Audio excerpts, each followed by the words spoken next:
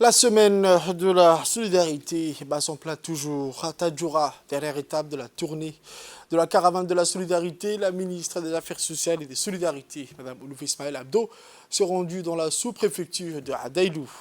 Adaïlou, l'une des sous-préfectures de la région de Tadjoura, qui est connue pour être le berceau de toute une civilisation, d'où le sobriquet qui lui est prêté, et à juste titre. Une journée marathon pour les équipes du MAS qui se sont rendues dans les trois principaux villages de cette sous-localité, à savoir Adaïlou village, Dafainetu et Girori, à la rencontre de la communauté. À Adaïlou, la ministre Ouloufa a eu droit à un bain de foule puisque l'accueil était à la hauteur de l'événement. Elle a été reçue par le sous-préfet d'Adaïlou, Mohamed Oubakar, le préfet de Tadjoura, Mohamed Ahmed Abbas, le président du conseil régional, M. Omar Hussein, les parlementaires de la région, les élus et la population d'Adaïlou. La ministre a inauguré par la suite le local communautaire du village de Adaïlou en présence des autorités de la région.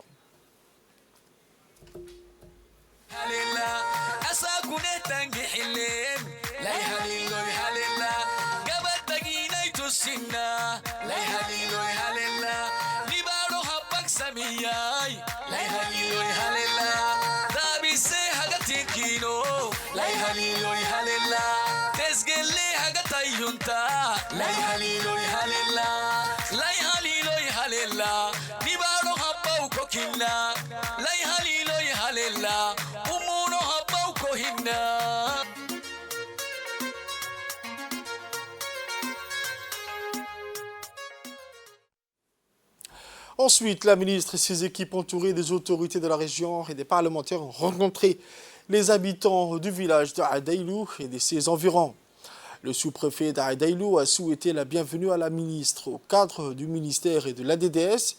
Il a exhorté les sages locaux, les femmes et les jeunes de ne pas hésiter à présenter leurs doléances et leurs besoins afin de pouvoir améliorer leurs conditions.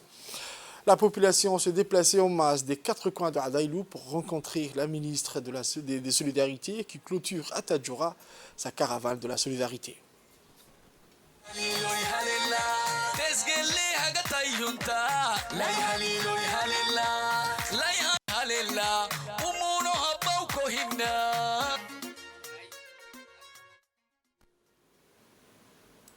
Les bénéficiaires du programme du MAS se sont également exprimés, en premier desquels le local général de la localité, Abdo Aden Boka. Il a rendu un hommage appuyé au président de la République qui avait lancé cette semaine de la solidarité le 29 janvier dernier et qui avait donné comme instruction d'aider les Djiboutiens et Djiboutiennes vivant dans les zones les plus reculées du pays. Il a poursuivi en indiquant que le MAS et l'ADDS avaient beaucoup aidé les populations de la sous-préfecture d'Adaïlou concernant les femmes et les enfants. La représentante des femmes d'Adaïlou sont également intervenues. Elles ont souligné que les femmes d'Adaïlou exerçaient dans le domaine artisanal et avaient mis en place une caisse communautaire en cotisant entre elles. Elles ont émis le souhait que le MAS et l'ADDS leur construisent un local pour travailler et exposer leurs produits. Les personnes handicapées ont remercié quant à eux le chef de l'État et la première dame pour tous les soutiens apportés à l'ANPH.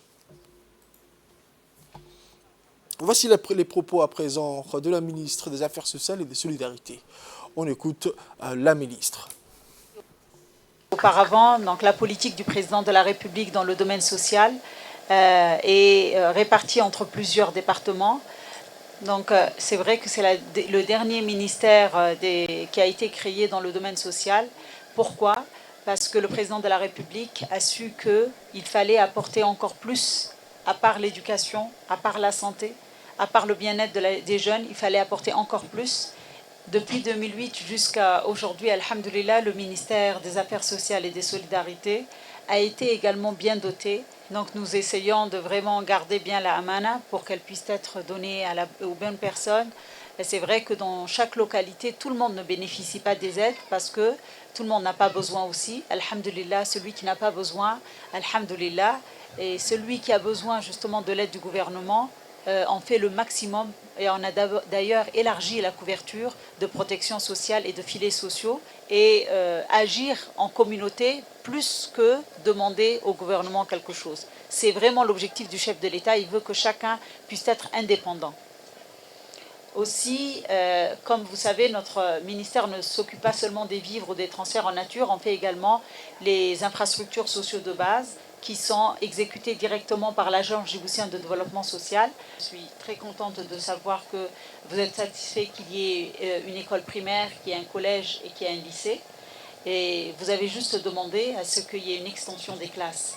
Désormais, le ministère des Affaires sociales et des Solidarités et son agence d'exécution ne fait que des DCC, c'est des projets qui sont conduits par la communauté.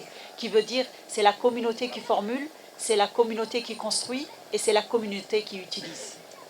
Également, vous avez évoqué le problème du solaire. Inch'Allah, je m'engagerai auprès de lui pour non seulement faire remonter les doléances, parce que quand on fait les tours, on envoie quand même un rapport à notre chef, qui est le chef de l'État, Ismaël Marguelle, et Inch'Allah, tout ça également, ça serait mis pour que nous puissions résorber le problème. Les femmes également ont demandé un local artisanal. Déjà, machallah, j'ai vu leur savoir-faire, l'exposition qu'ils m'ont montrée.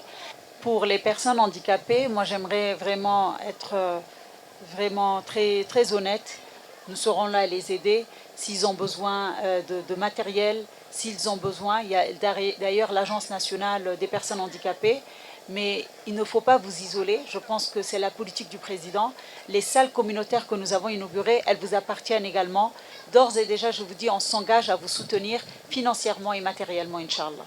Également, avec l'Union nationale des femmes de Djibouti, et que je l'ai dit auparavant, avec les recommandations et les conseils de la première dame, Hoyo Khadra Mahmoud Haïd, nous avons à chaque fois vraiment un regard un peu appuyé sur ce que font les femmes dans le milieu rural, le primaire, le collège et le lycée.